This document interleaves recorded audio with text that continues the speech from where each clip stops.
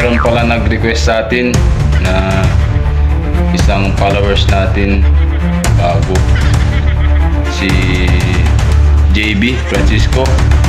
Gusto na daw sa idol niya, mangalay daw ang Mew TV.